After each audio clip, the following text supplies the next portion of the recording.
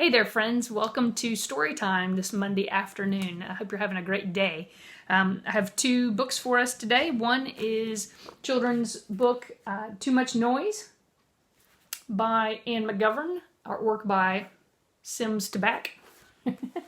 And Miss Rumphius, artwork and story by Barbara Cooney.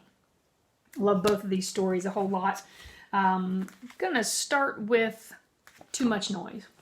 This is one my mom read to my brother and me when we were kids, and I'm going to try to imitate her as I read along in this. I always took great delight in hearing this story read. All right, Too Much Noise by McGovern. A long time ago, there was an old man. His name was Peter, and he lived in an old house. And the bed creaked, the floor squeaked, and outside the wind blew the leaves through the trees. The leaves fell on the roof, swish, swish. The tea kettle whistled, hiss, hiss. Too noisy, said Peter.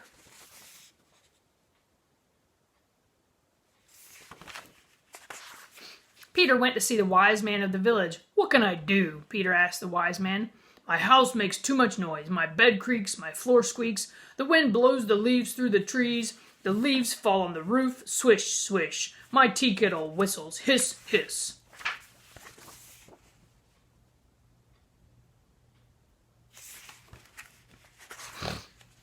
I can help you, the wise man said. I know what you can do.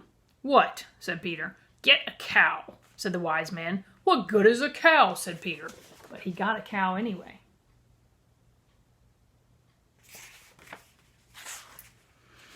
And the cow said, moo, moo. And the bed creaked, and the floor squeaked, and the leaves fell on the roof, swish, swish, and the tea kettle whistled, hiss, hiss.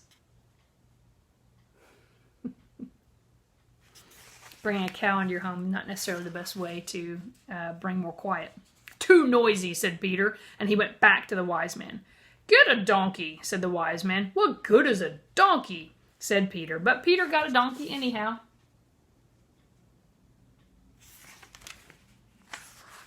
And the donkey said, hee-haw. And the cow said, moo, moo. And the bed creaked, and the floor squeaked, and the leaves fell on the roof, swish, swish. And the tea kettle whistled, hiss, hiss.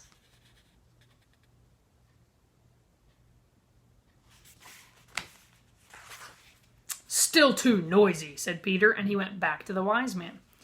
Get a sheep, said the wise man. What good is a sheep? Said Peter, but he got one anyhow.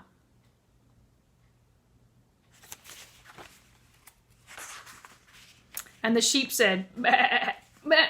And the donkey said, hee-haw. And the cow said, moo, moo.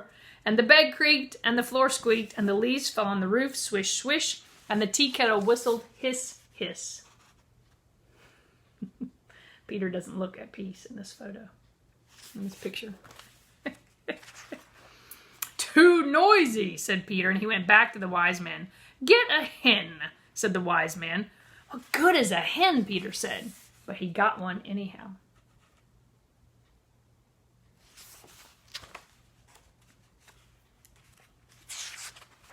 And the hen said, cluck, cluck, cluck. And the sheep said, bah, bah. And the donkey said, hee-haw. And the cow said, moo, moo. And the bed creaked, and the floor squeaked, and the leaves fell on the roof, swish, swish. And the tea kettle whistled, hiss, hiss.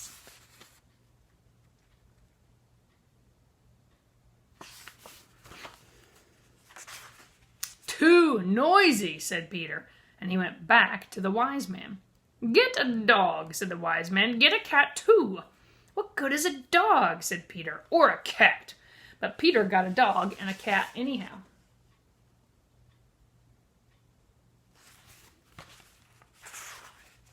And the dog said, oof, oof. And the cat said, meow, meow. And the hen said, cluck, cluck, cluck. And the sheep said, bah, bah. And the donkey said, hee-haw. And the cow said, moo, moo. And the bed creaked, and the floor squeaked, and the leaves fell on the roof, swish, swish. And the tea kettle whistled, hiss, hiss.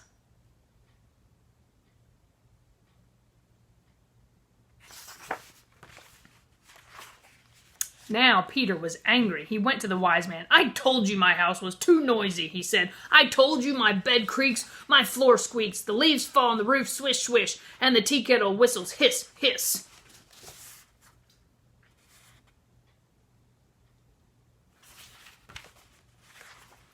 "You told me to get a cow, and all day the cow says moo, moo. And you told me to get a donkey, and all day the donkey says hee-haw. And you told me to get a sheep, and all day the sheep says bah, bah. You told me to get a hen, and all day the hen says cluck, cluck, cluck. You told me to get a dog and a cat, and all day the dog says woof, woof. And the cat says meow, meow. I'm going crazy," Peter said.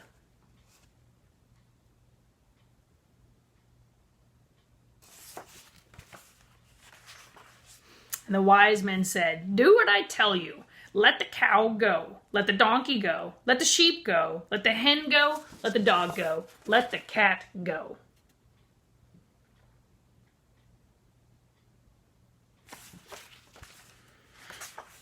So Peter let the cow go, and he let the donkey go. He let the sheep go. He let the hen go. He let the dog go, and he let the cat go.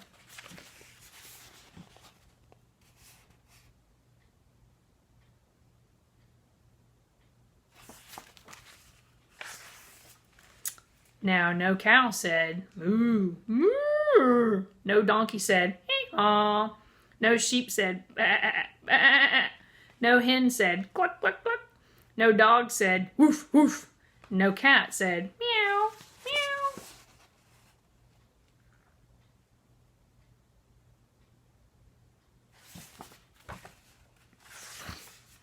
The bed creaked. "Ah," said Peter, "what a quiet noise."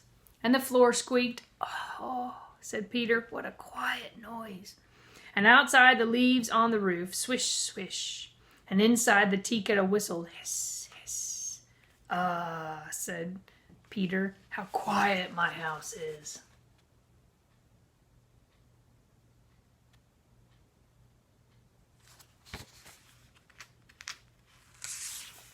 And Peter got into his bed and went to sleep and dreamed a very quiet dream.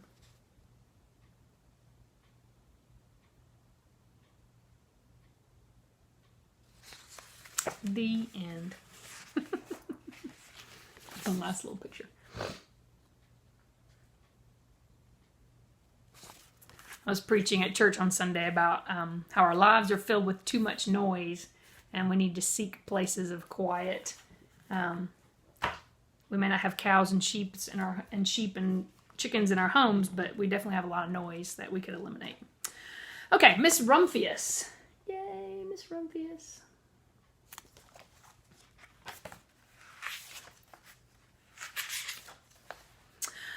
The Lupine lady lives in a small house overlooking the sea. In between the rocks around her house grow blue and purple and rose-colored flowers. The Lupine lady is little and old, but she has not always been that way. I know. She is my great aunt, and she told me so. Once upon a time, she was a little girl named Alice who lived in the city by the sea. And from the front stoop, she could see the wharves from the bristling mass of tall ships. And many years ago, her grandfather had come to America on a large sailing ship.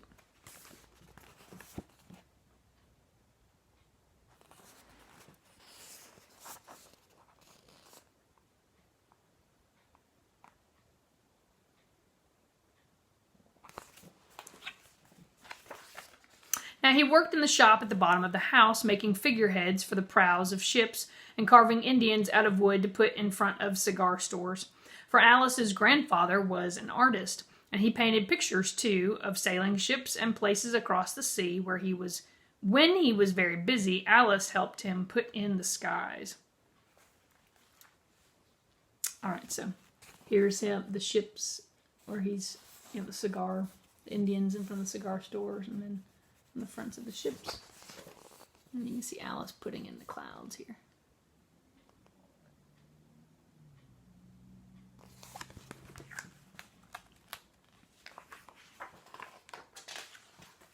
In the evening, Alice sat on her grandfather's knee and listened to his stories of faraway places.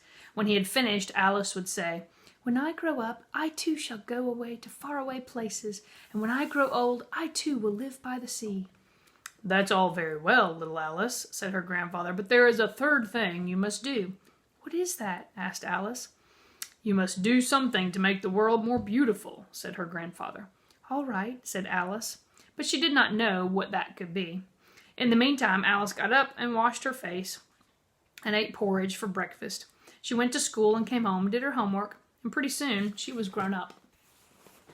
And she's with her grandfather. And I assume this is maybe grandmother over here.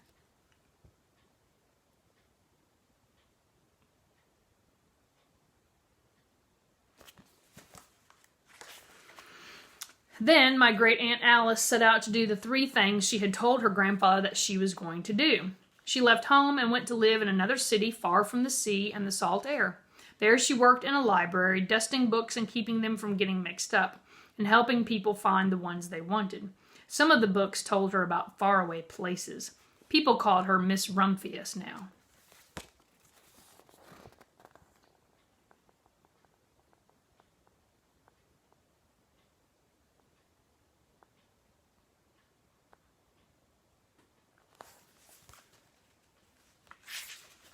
Sometimes she went to the conservatory in the middle of the park. When she stepped inside on a wintry day, the warm, moist air wrapped itself around her, and the sweet smell of jasmine filled her nose. "This is almost like a tropical isle," said Miss Rumphius, "but not quite."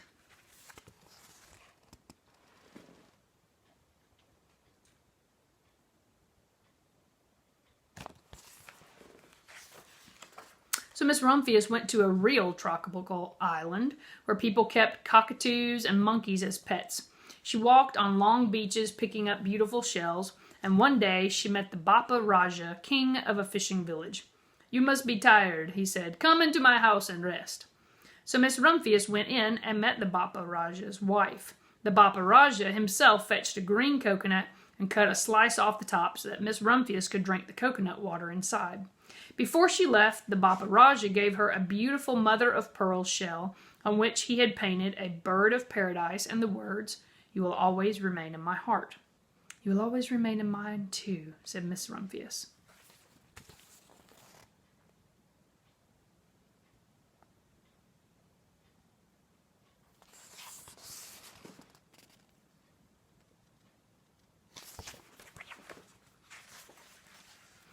My great Aunt Miss Alice Rumphius climbed tall mountains where the snow never melted. She went through jungles and across deserts. She saw lions playing and kangaroos jumping, and everywhere she made friends she would never forget. Finally, she came to the land of the lotus eaters, and there, getting off a camel, she hurt her back. "What a foolish thing to do," said Miss Rumphius. "Well, I have certainly seen faraway places. Maybe it is time to find my place by the sea." And it was, and she did. Right, here's the first picture of her climbing mountains. That's her peeking over the edge there. And then here it is, where she's in the land of the lotus eaters.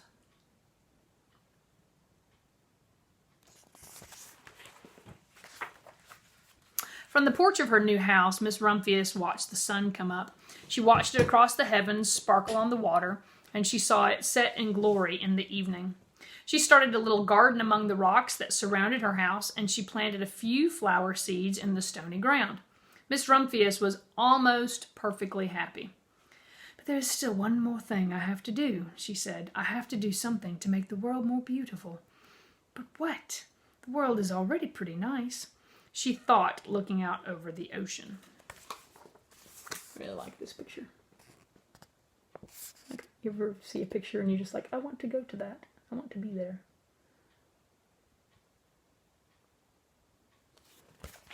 I would like to buy Miss Rumphius's cottage at the sea. The next spring, Miss Rumphius was not very well. Her back was bothering her again, and she had to stay in bed most of the time. The flowers she had planted the summer before had come up and bloomed in spite of the stony ground. She could see them from her bedroom window, blue, purple, and rose-colored. "Lupines," said Miss Rumphius with satisfaction. "I have always loved the lupines the best. I wish I could plant more seeds this summer so that I could have still more flowers next year." But she was not able to. Let me see out the window here.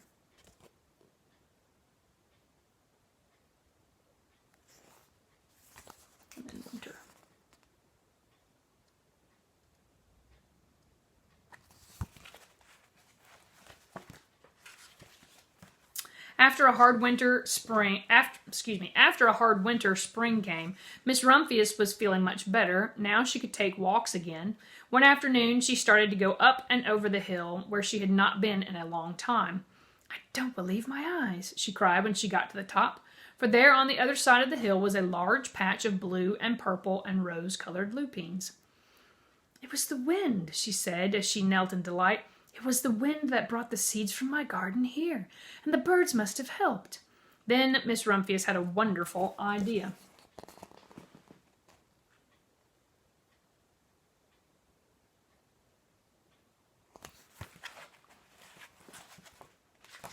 She hurried home and got out her seed catalogs. She sent off to the very best seed house for 5 bushels of lupine seeds. All that summer, Miss Rumphius, her pockets full of seeds, wandered over fields and headlands sowing lupines. She scattered seeds along the highways and down the country lanes. She flung handfuls of them around the schoolhouse and back of the church. She tossed them into hollows and along stone walls. Her back didn't hurt her any more at all. Now some people called her that crazy old lady. So there she is ordering seeds from the catalogs. And here she is scattering the seeds.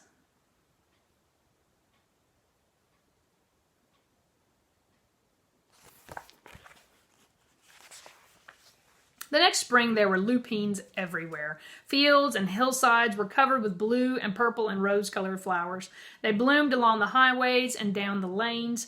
Bright patches lay around the schoolhouse and back of the church. Down in the hollows and along the stone walls grew the beautiful flowers. Miss Rumphius had done the third, the most difficult thing of all, making the world a more beautiful place.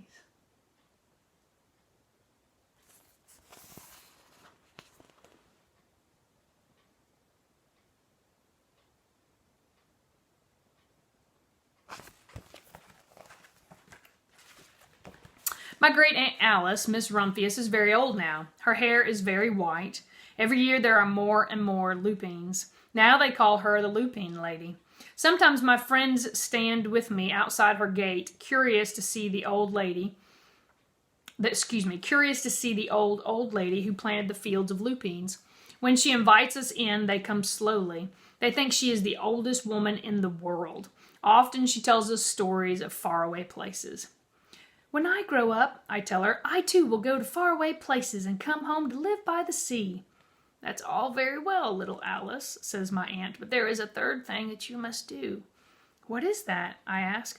"You must do something to make the world more beautiful." "All right," I say. All right, there's the little girl going with her friends to see the lupine lady. There she is.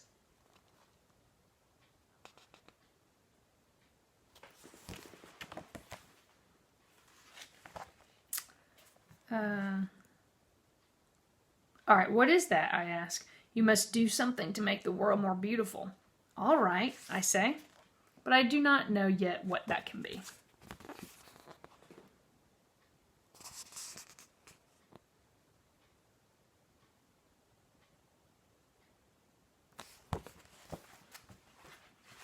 The end. The end. So, she wanted to live by the sea. She wanted to go to faraway places.